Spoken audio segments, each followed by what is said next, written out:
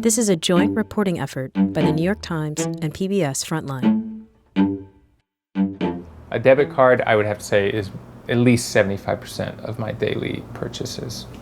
Adam Rainey is like a lot of people these days, preferring to spend within his means, reaching for his debit card over a credit card. But lately, he's had misgivings about debit cards.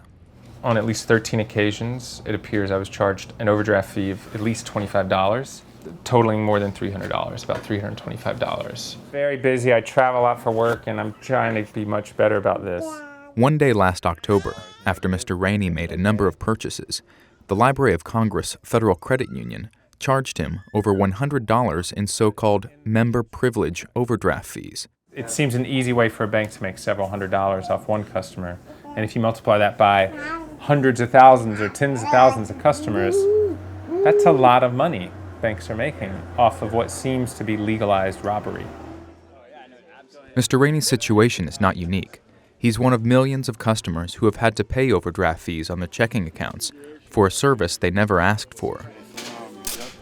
As lawmakers crack down on abusive credit card practices, banks are increasingly reliant on debit card overdraft fees for revenue. Debit or credit? Debit? One of the reasons that people suggest you use a debit card is it only allows you to spend the money you have in your account. Well, in actuality, now banks will let you overspend on your debit card, and in a way that's much, much more expensive than almost any credit card on the market. This year, banks will make over $27 billion on overdraft fees from customers who overspent their checking accounts.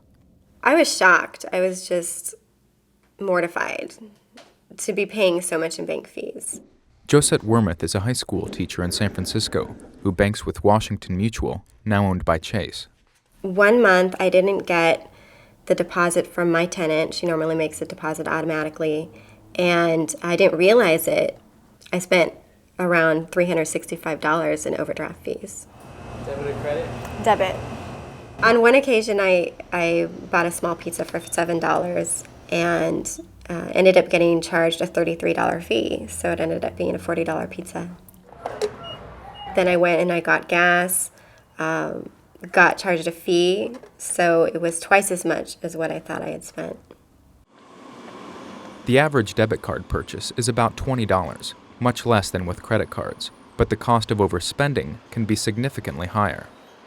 A recent federal study found that a customer charged a $27 fee on a $20 debit overdraft, who then paid it off in 2 weeks, was effectively charged an annual percentage rate of 3,520%. To open a new account. Making matters worse, many customers like Ms. Wormuth are told by their bank that they cannot opt out of overdraft services. Overdraft charges. If I'm using an A.T.M. card and I don't have the funds, I've asked them to decline it several times, and they've said no.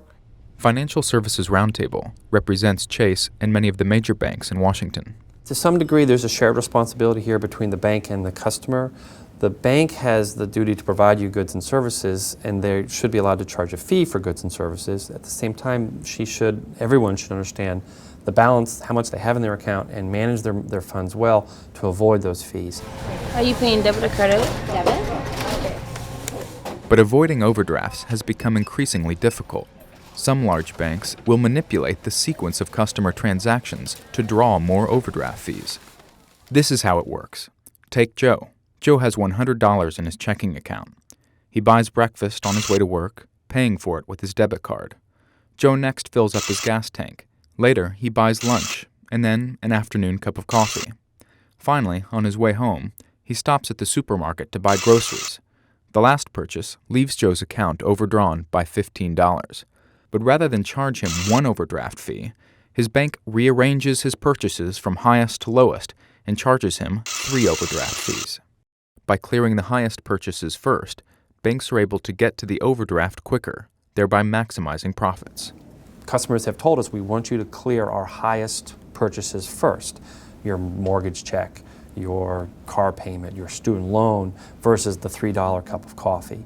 And so by structuring it that way, we are setting up the system to help prevent or reduce the opportunity or the chance that you will go over your account.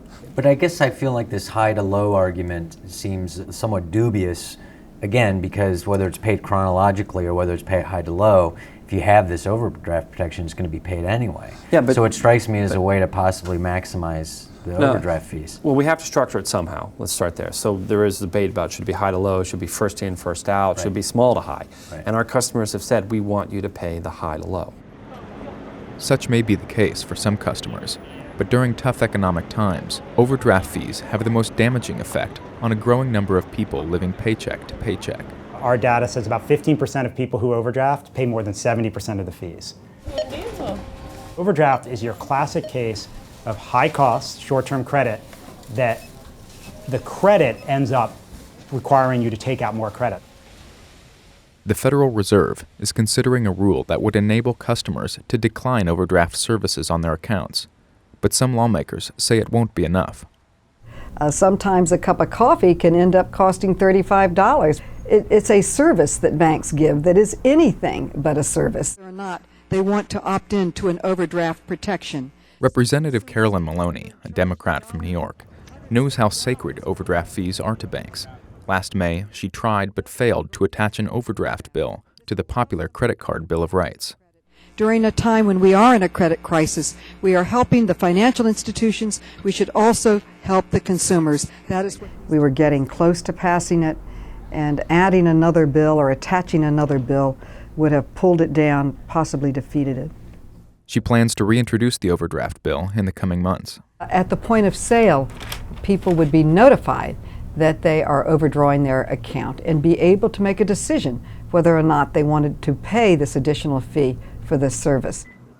But for the time being, customers like Adam Rainey may be left haggling with their banks. But then you're capitalizing on their hold. Unbeknownst to him at the time, a merchant had put a hold on his account, which triggered a cascade of overdraft fees, even though he had a positive balance. No, but it just seems, put yourself in my shoes, it seems extremely unfair and un-American to charge someone, but I don't need the loan, I had the money in the bank.